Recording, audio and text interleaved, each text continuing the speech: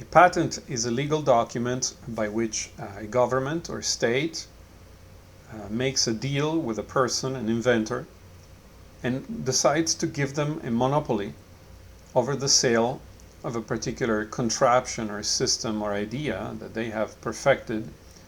And it's quite useful because if it weren't for patents, a lot of people who are investing a sizable chunk of their life into trying to see if a particular thing can be made to work or not, and doing all the experimentation around turning an idea into reality, into something that actually works, something which in patent law is called the reduction to practice.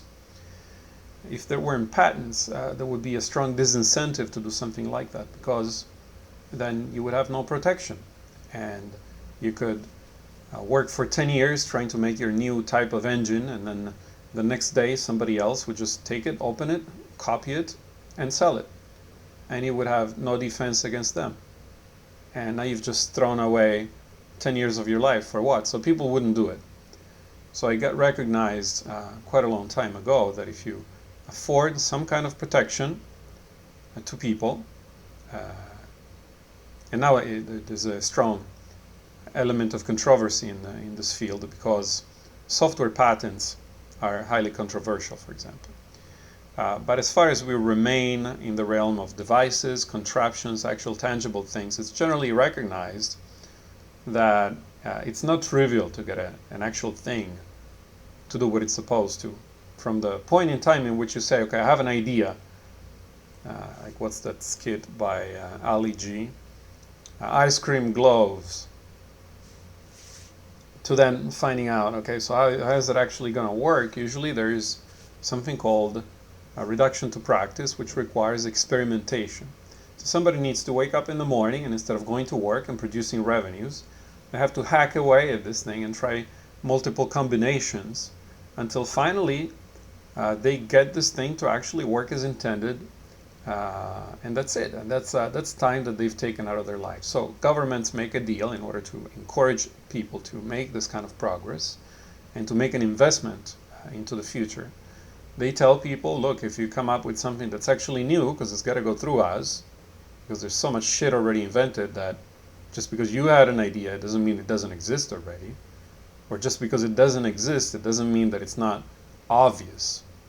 Obvious is a technical term in patent law, and it means that, I don't know, for example, let's say I have in front of me a bottle of tea, which is green, and I say, well, my invention is tea, which is red. But if I were to try to patent that, the examiner would tell me, listen, maybe red tea didn't exist so far, let alone the fact that it does exist, but whatever, let's say blue tea. But it didn't exist so far, but we know that there's green tea, so that's already known. And we know that there are techniques to put coloring into, food coloring into liquids, so that it's trivial, obvious to somebody, and here they use a technical term, somebody of average skill in the art, that is just a schmuck somewhere that is in the business of making tea. It would be obvious to somebody like that to come up with red tea.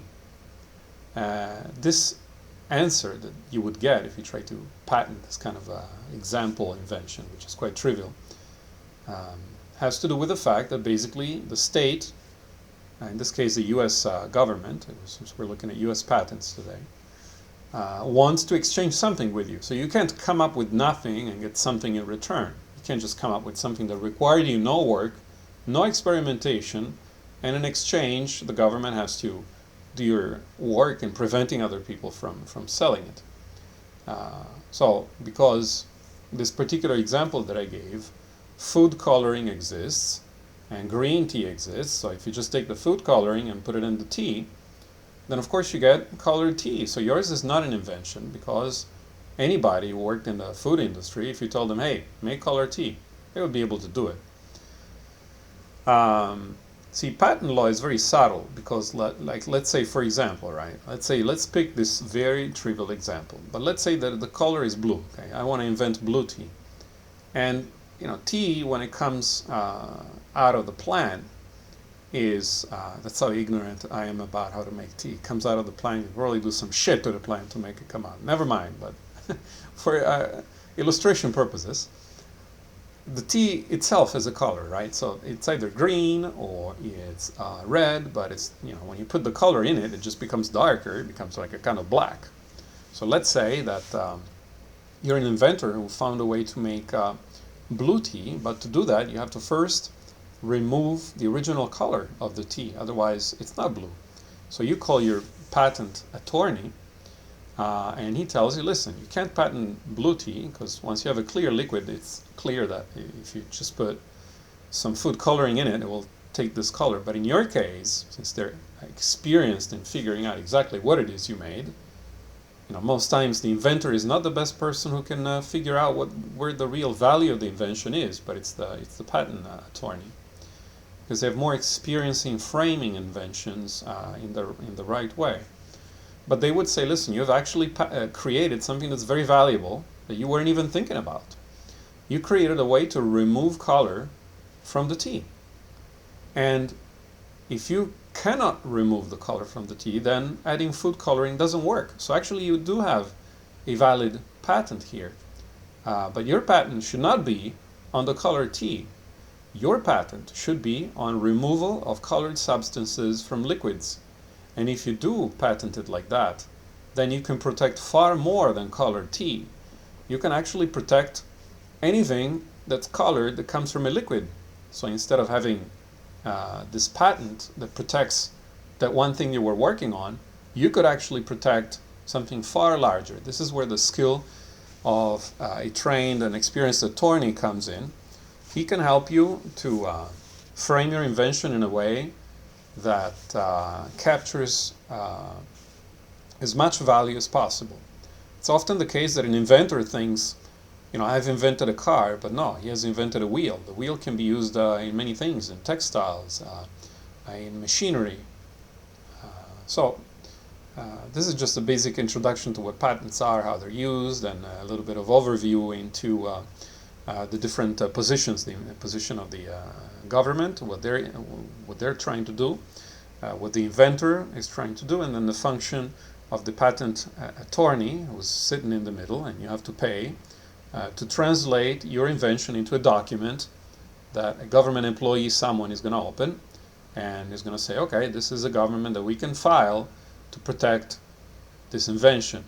Now, it's possible to file your own patent, but it's highly discouraged, because most of the times, even though you can conform to the syntax that patents use, they use English in a slightly unorthodox way oftentimes, but they have a number of sections that you have to deal with, just like HTML has tags. A patent has an abstract, has a background of the invention, has illustrations or figures. But even if you conform to that and get it approved, supposing that the thing you're trying to patent didn't exist already, you get no objections from the examiner, which is rare. Most times they do throw objections at you and you have to answer skillfully, or make changes in what you're trying to protect to accommodate the stuff that already exists, which in patent law is called prior art. But even if you get through that, there's a problem, because the only value of your patent is how defensible it can be. And if you write a shit patent, it's entirely possible that it will get approved by the examiner, but it will be extremely weak, so that it's of no use to you. For example, let's say that I patent a bottle, and I draw a picture of a bottle that looks in a certain way, and I'm all happy because I filed the patent myself, and I'm this patented inventor all of a sudden. But then some company wants to produce bottles, and they do find my patent, and they find a patent attorney to look at it, and the attorney has more experience, so he says, look at this idiot. He patented a bottle that has a very specific shape, so all we got to do is change the shape, and all of a sudden that's not his invention anymore, and we can defend that, because he was not savvy enough to get an attorney, and so he has not claimed any type of bottle. He has claimed a very specific type of bottle. So all of a sudden, that patent is worthless because to go around it is trivially easy. So that is the skill of writing patents. It's not just creating a document that has the proper formatting and describing your invention well enough for it to get accepted by the examiner and going through the objections and all of that. But it is in making sure that it's defensible. Okay? And that has a lot to do with strategy, with understanding the mind of the competition and your marketplace. So without further ado, let's look at an actual patent and see what's inside. I want to pick something. You got to search for something, right? So we're gonna look at an actual patent. What can I search for? Okay, for example, let's look at tablet. See if we get some kind of electronic device out of this. But of course, tablet dispenser. See, tablet has multiple meanings. So this is about medicine dispensers. Now we could look at that. Graphical input tablet. Okay, so let's click on that. So first of all, we look at this abstract here, this document. It's not that this is the abstract, but I'm just saying let's look at the overview that Google gives you and try to figure out a few things about it. First of all, when you want to patent your idea, the first thing you have to do is make sure that somebody else isn't already making it, already selling it, hasn't already filed a patent on it, and that's it, so that it's actually new. There's a formal process behind doing that, which is called a patent search. And normally lawyers do that, patent attorneys do that, and you have to pay them to do it, normally around $2,000 just for the search. But you can also do a pre-search by yourself, because if something is evidently already out there, then you don't need to pay that money to search it.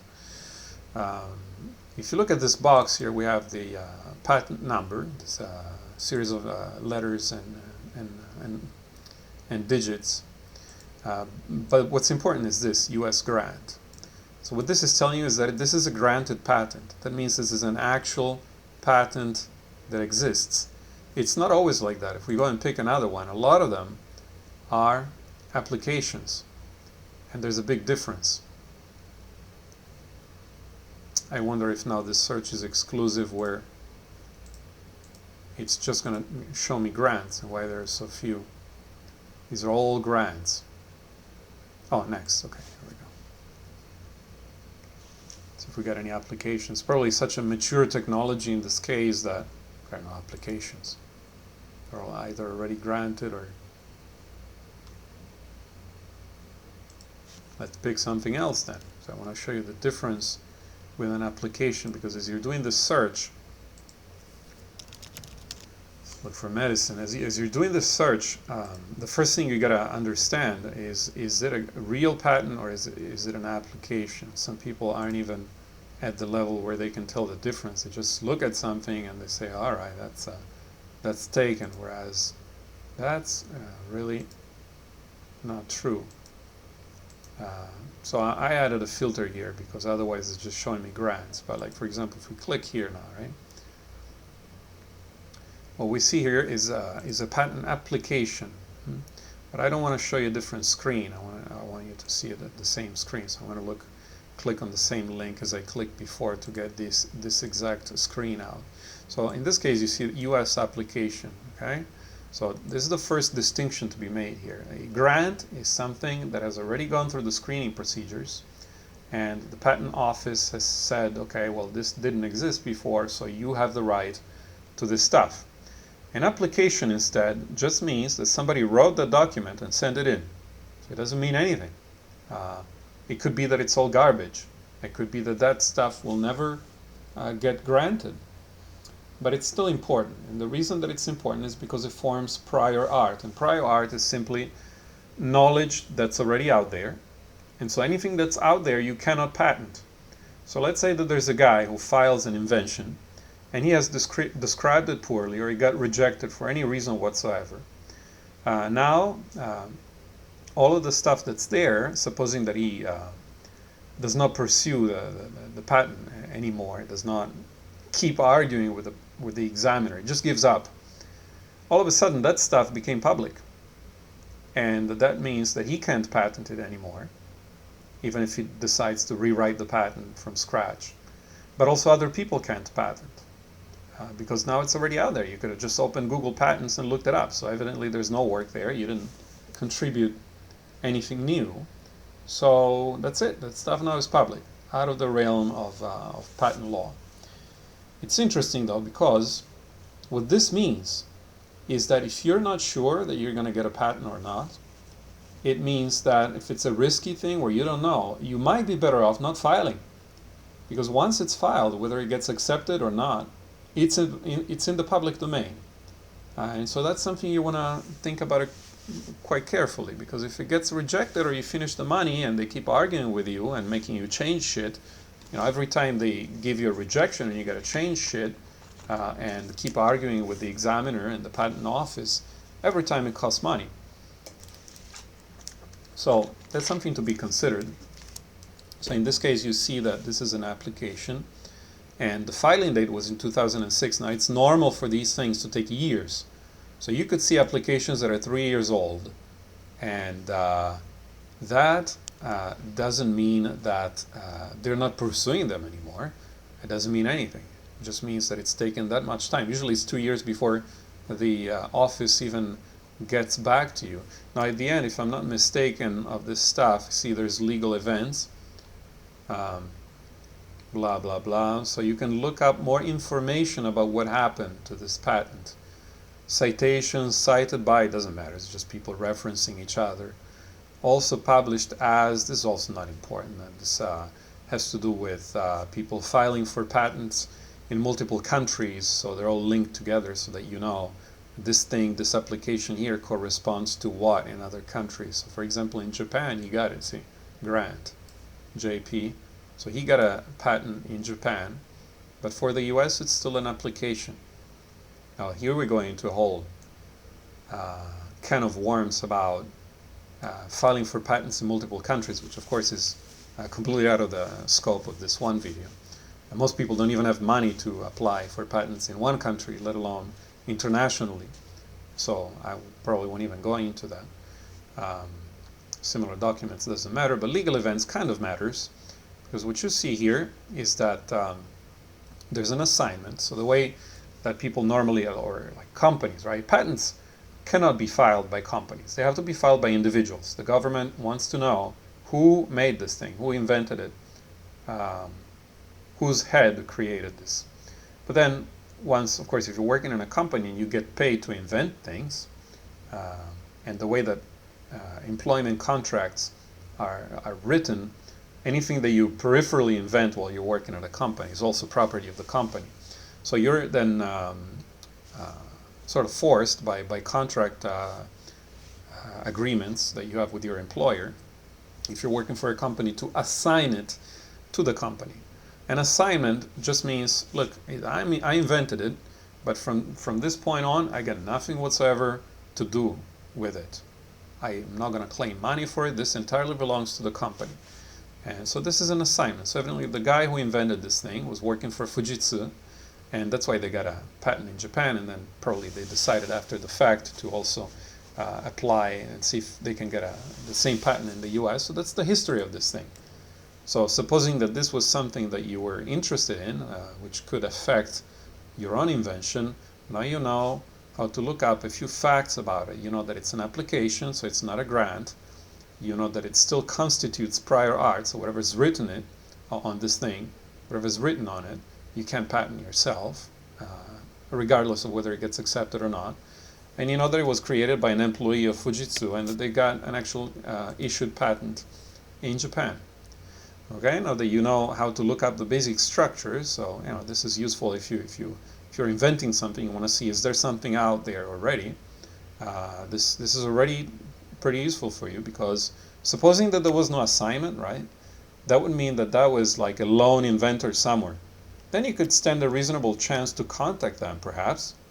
A lot of people who file for patents don't have the money to actually produce the product that they invented, and so they just create the patent, and then their goal in life henceforth is to find somebody who wants to license the patent, which means that let's say you're a company and you see this cool patent with a pill with an antenna on it, whatever the fuck this is. let's say that you were looking to create something like this, and now you found out that somebody has a patent. Or you were looking at patents, looking for a cool technology to commercialize, because there are so many already. So why go out and try to invent some shit when there's so many useful things that are awaiting commercialization? And you found this guy and you think, well, this is a pretty cool invention. So how much does he want is the basic question. How much money does he want to allow me to use this fruit of his creative labor, all this work he has done by describing it and teaching me how to make it? How much does he want? If I go ahead and produce it, so it's his idea, I created, what kind of cut does he require? And you could contact him. And there are other cases where, for example, you got one patent and he's got one patent. So let's say this is a pill, right? And let's say that this guy invented the antenna that's small enough to sit on the pill. But you invented a way to connect the antenna to the pill, which he doesn't have. Now, at this point, it's an interesting situation because neither of you can commercialize the technology because you would be infringing on the other person's. And neither of you can license it because nobody's going to want to license just one. You're going to have to license it together, if at all. So sometimes these kinds of situations also happen where you need to strike a deal with somebody when you both have patents in one single space and cooperate. All right. So it's kind of the far west, which is interesting. This is like because they call it intellectual property because it's like property. It's like back in the far west, you came upon a piece of land that nobody owned. You just made a fence and you said that's mine. And then if somebody else thought that it was theirs, then you had to work it out. And sometimes somebody's land was in between your land and the road. That's exactly how it works here. The cool thing is that governments have minimal intervention here. They just they approve the patents, but beyond that, what you want to do with it, that's your property. You can do whatever the hell you want with it. Now that you know these basic factoids and how you would use them as a budding inventor/entrepreneur, let's go into the various pieces of it so you know how to read one. Of course, we don't have time in this video to go over how to write one, but just let's look at what it is. First of all, there's a title, and the title has to be extremely descriptive because there's so many of these things that it's already confusing as it is. So you don't call it the hyper pill. You call it something extremely detailed that you know exactly what it means. Medicine ingestion state management method and device. Now for patent law purposes, a method and a device are different things. For example, you could patent a method to paint t-shirts. You could also patent a machine to make t-shirts. Normally, if you invent something, you invent a device, and the device is also a method. So the distinction is not so important because you're going to try to cover it whichever way. So for example, if you invent a screen printing machine, you're patenting the machine that lowers the screen on the t-shirt, but you're also patenting the method by which you use a screen to transfer ink on the t-shirt. That way, if somebody makes a different way or a different machine to print the ink, you're still protected. Okay, so you try to get both. Then if they allow both or just one, or if they reject both, that's up to the examiner. So let's get to the PDF now, because this is easier to read in a PDF. It starts with patent application publication, because it's not a grant, it's an application. Here's the name of the person. Et al. Just means it's not just him, but there's other guys involved as well. Publication date, it doesn't need to be the date in which they applied, but it's the date in which this document was made public, I think. That's the title, the inventors. Now here's a tricky thing, is that no matter how small the contribution, if somebody even told you, hey, why don't you make this round? Now they're an inventor. So the government wants to know every single name of every single person who had anything to do with this. And they don't care if one did 99% and the other one 1%. So let's say that Kimura-san, this guy did 99%, and then this guy was the boss, and he just told him make him round. Of course, they're both working for Fujitsu, but if they weren't, They would then need a private agreement where they agree that from the profits of licensing or whatever money comes from this patent, that Mr. Notani would only get 1% because he was less involved. But the patent office doesn't give a shit. They want to know everybody was in there, right? So everything starts from the abstract. The abstract is not really important actually because it doesn't serve a real legal purpose. It's only very rarely that the examiner goes to look at the abstract to make a point or to prove something against you. But normally the abstract is just for information purposes because you want the people looking at it to understand what the hell it is. So there's like a kind of like a summary, but it's not it's a legally important thing. And there are some figures, and figures have to be drafted in a particular way. For example, these round lines have a particular meaning. You're not free to use straight lines or to use arrows. You got to use these. And the numbers are also important. You can't just label them A, B, C. They have to be numbers. So there's a whole convention of how to draw figures. Otherwise, you can imagine with millions of patents that everybody's using a different convention to write the figures, then go figure out what the hell the guy meant with an arrow. For example, here you have both arrow and then the line. And so the arrow, I think if I recall correctly, means that you're referring to a big thing to which you cannot attach the actual line, because you just can't attach it because it's an extended area on the surface of the page. Whereas the squiggly line here, this is actually connected to the thing that it's representing. Okay? So the arrow indicates very often like a set of things, or like an extended object. So there's a whole, how to say, like a convention. Also for flow charts, there's a convention. So these are the things that normally your patent lawyer comes back to you and says, change the numbers, change the lines, it's not good, use this, use that. And it's important because many times you could think that they're just being anal about some trivial bullshit, but the reality of things is that the patent office's job is that of rejecting your patent. Because essentially you're trying to prove that it's valid, and they're trying to prove that it's invalid, and then whoever wins, that's the result, right? So to make sure that only the best patents are approved, their job is basically to find flaws with it. So the least chance you give them to find problems, the better, as with any other public employee. Even if it's something that wasn't that important. Let's see if we got anything interesting to look at. We're just about reaching the end of this video, I think, as far as length. So they published a bunch of things. Okay, the important thing starts here. This is called the disclosure. And this is where they're actually explaining what the hell this thing does. But it turns out that the full explanation, which as you see it's several pages, is not the most important thing, and is not what the patent law deals with.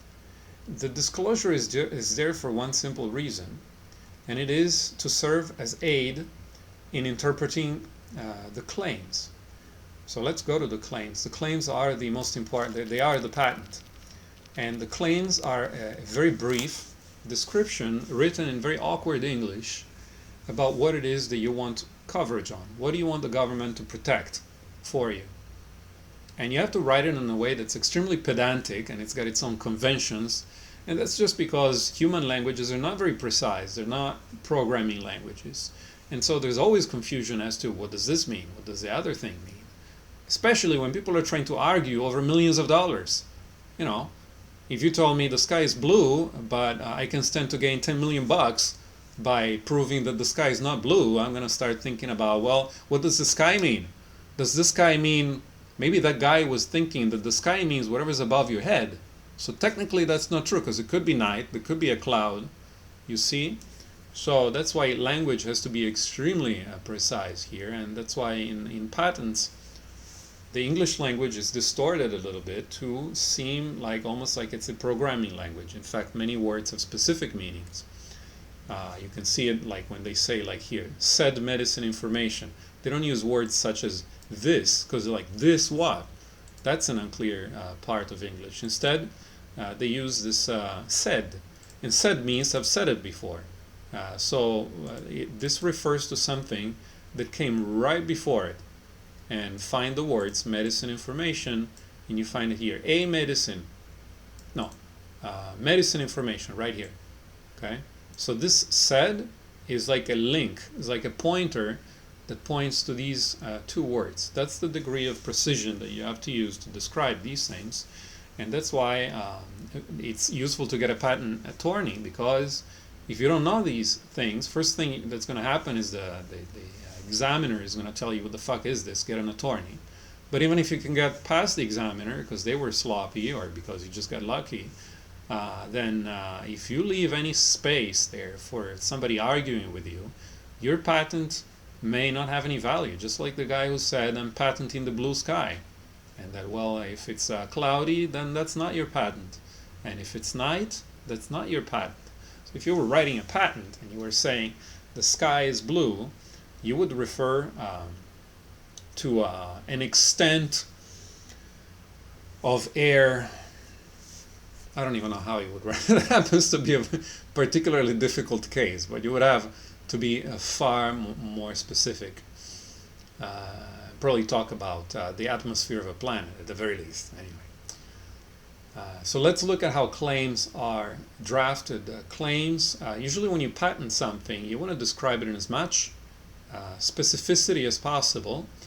And so you're creating like a kind of tree of claims, and each claim is one variation of your invention. And you divide it into claims because some of them might be accepted and some may not be accepted by the examiner.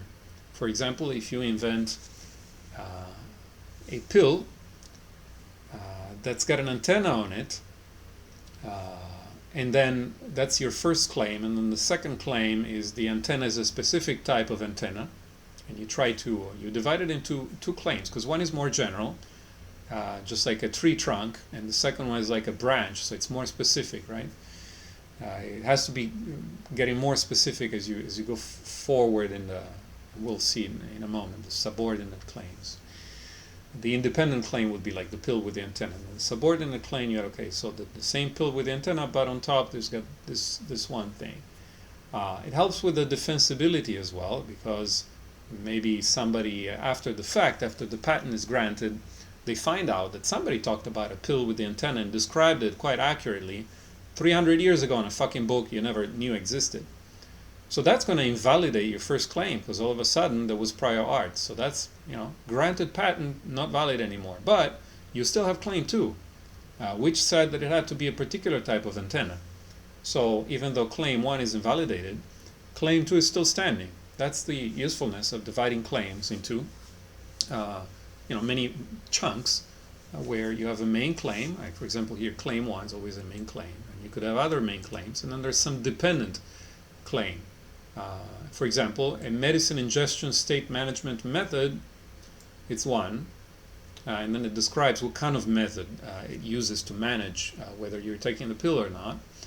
And then claim 2 is a dependent claim, which says, well, we're going to still talk about the same thing we just described in 1, but now it's making it more narrow. We're in said medicine information transmitting unit, and as I said, the English is pretty awkward, so the point comes at the end.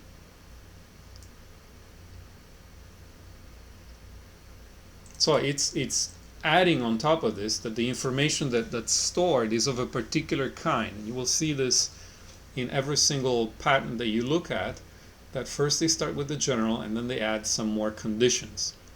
So here it doesn't say what kind of information is collected. And here it adds, okay, so for example, the kind of information could be this.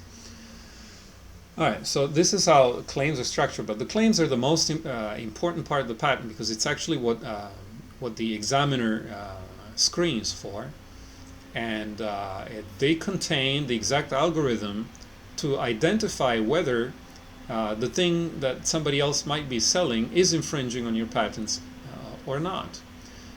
people only go and look at the disclosure, which is here, which is very verbose description talking about exactly how this thing works, right? They go here as a backing of the claims. So if there's any confusion as to, so what did you mean by management system on the claims, then you could refer to the claim and say, look, evidently I described this and that other thing, so that's what I meant. They're kind of supporting the claims themselves. So generally the examiner will not tell you, hey, your disclosure sucks. They will tell you, this claim sucks and it cannot be allowed. Or they will tell you, this claim is not supported because you're claiming, for example, a medicine ingestion state management method, but you're not talking about it. The disclosure has to actually reveal something, the results of your experimentation. You have to teach something. You can't just claim it. So anything that you want protection on, but you didn't teach how to achieve, create, construct, build, you will be denied that. So it's important that all of this stuff is teaching what you're claiming.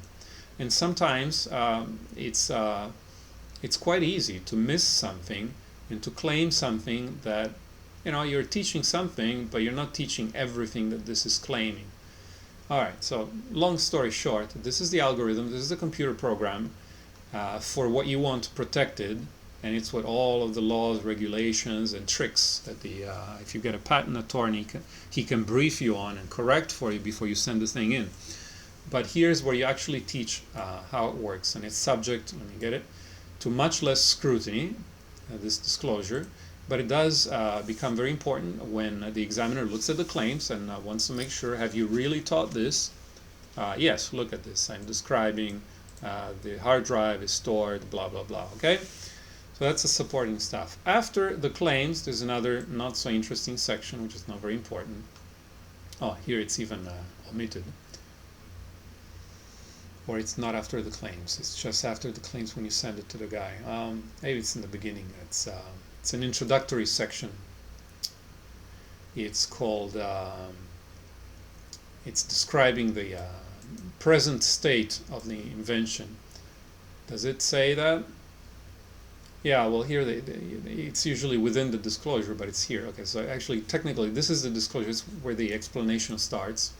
But before that, you give a paragraph about what the hell of a field this is, because these examiners have to screen thousands of inventions. They're all in different fields, so at least here you tell them what this is for, so that they get a, you know, probably this is also internally for them to decide who's going to review this, because if they get a guy who's in the medicine field, they might pass this on to him and say, you're the guy who does the medicine, so take this, probably much more specific than that. But you tell them what kind of field this is, and then you tell them, okay, so why am I inventing this? Meaning, like, what are people doing right now without the thing that I'm contributing? And so it's the background. So it's explaining, well, you know, a lot of people are not taking the pills, and there's no way to monitor whether they're taking the pill or not, and so there's all these fucking problems. And so this is the world in which I come up with this invention which solves these problems. Okay? Usually use this section to convince the examiner that your invention is very needed, is not trivial. There's an actual problem that you're solving. And there's another tricky thing that you try to do here, because, and I'll make this the final consideration here as we're reaching the 40-minute mark. But one of the reasons you could get rejected for a patent is because you wrote it incorrectly. So you're claiming something, you didn't teach it, or you're claiming and teaching something different. But one of the things that people, you know, they try to get you on, to not approve your patent on, is by saying, hey, that was obvious. And obvious doesn't just mean that you're a moron, you're not smart enough to think of something clever or unique, but it has a specific meaning in patent law. Obvious means that either there's something, not either, but there are at least two things, could be more, but at least two things out there which each one of them is not exactly what you made, because that would be prior art if something exactly the same already existed. But if there are two things such that if you took the two things together, it wouldn't require any inventive step at all. It wouldn't require any effort, any intelligence at all to take these two things and make what you've made. That's the definition of obvious. So for example, they could say, your colored tea is obvious in light of, and they would quote, substance having bitter taste for human consumption, which is, for example, right, absurdly, but the patent for tea, and they would say food coloring mechanism and method, and that would be the patent for the food coloring, and they would come back to you and say, your patent is obvious in light of the tea and the coloring. Okay. Now the background is you try to get ahead of the game, but by commencing and starting the examiner right out from the onset in understanding that your invention is not obvious. And some of the ways that you show to them that it's not obvious is, for example, that people have been using an inferior method for a very long time. Or you can show to them, this is the method called, or the term that's used here is leading away from the invention, or teaching away from the present invention, which is if you show that other people are busy pursuing a completely different way of solving the problem.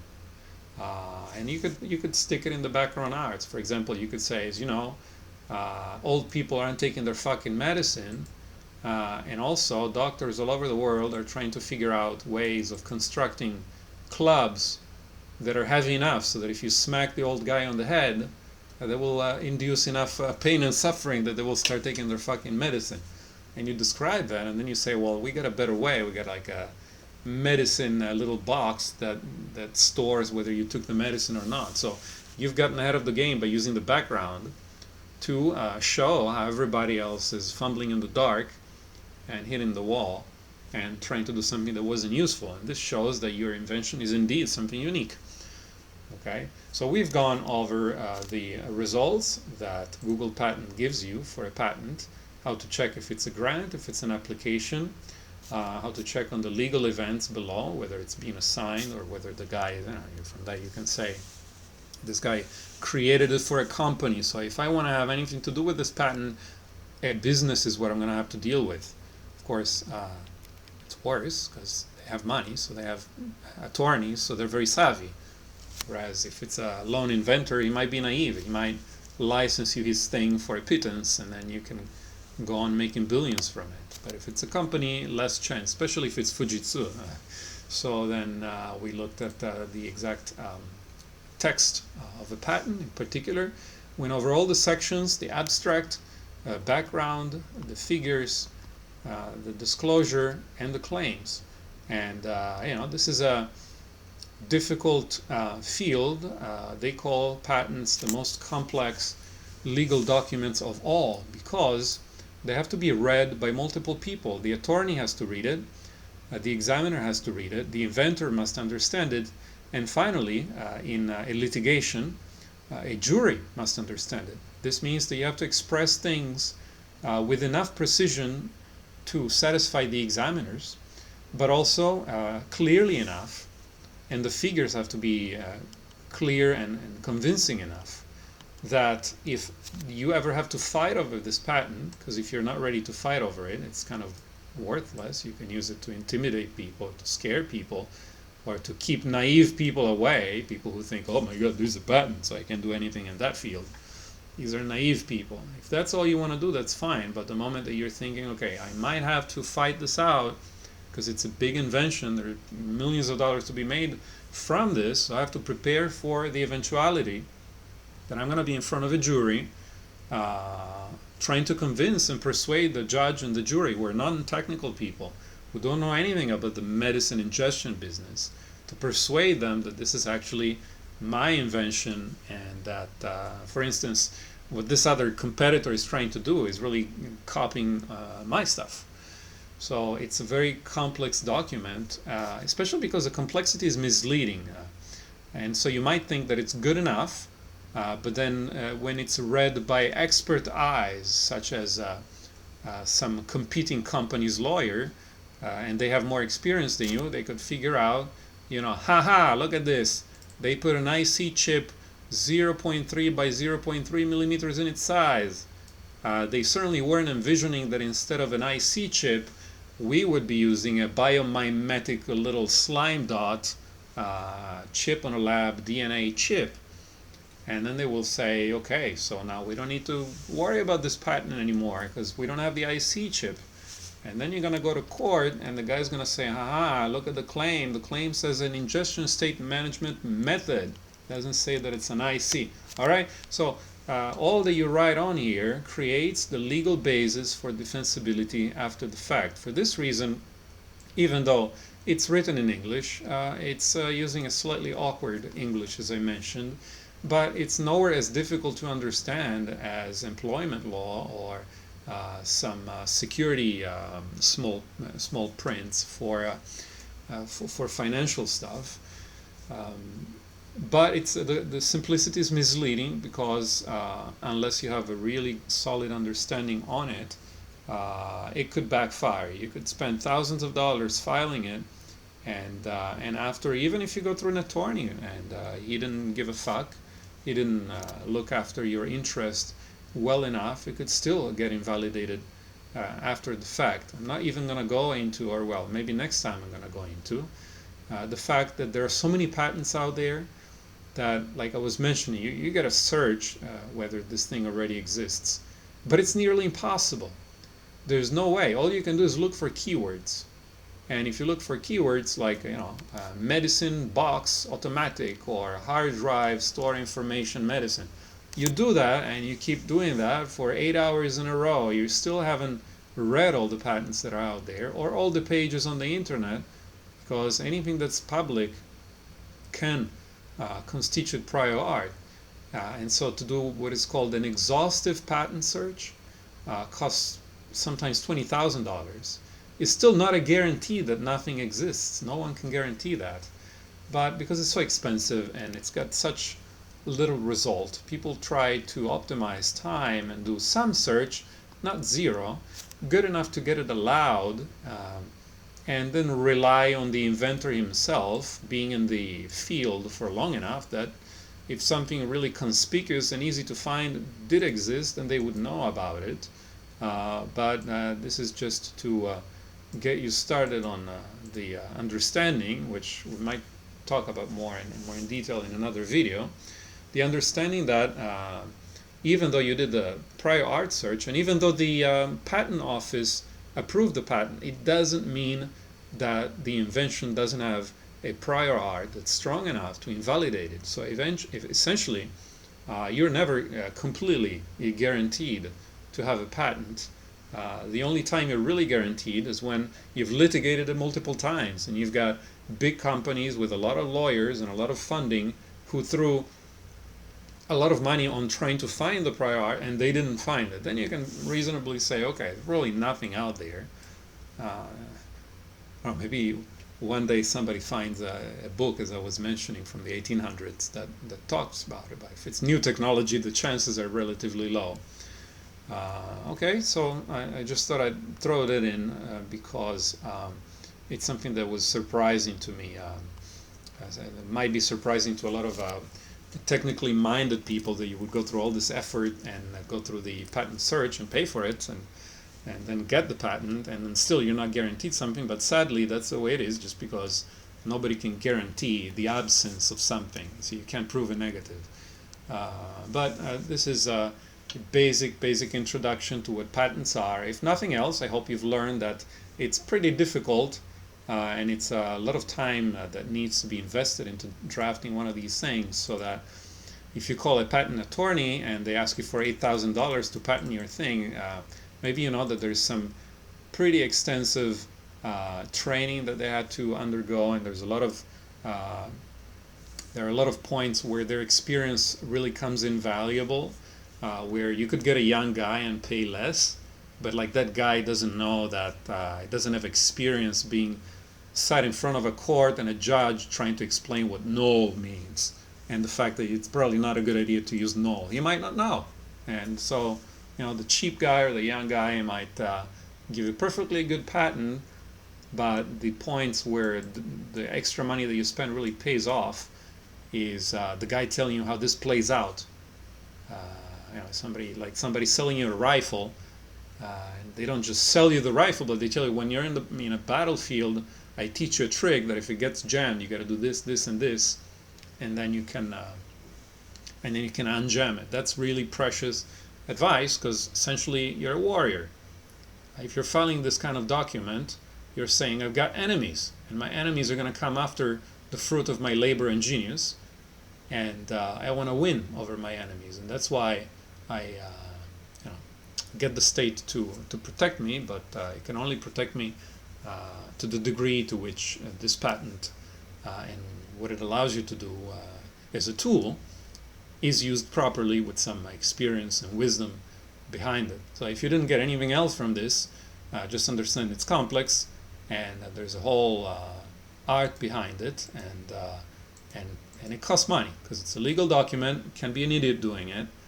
It's got to be somebody who does only this, and they need to be pretty smart to understand all the complexity in multiple fields, because each customer's got his own idea, his own field, so they gotta be able to come up to speed with some certain field with relative ease, so it can be an idiot doing it.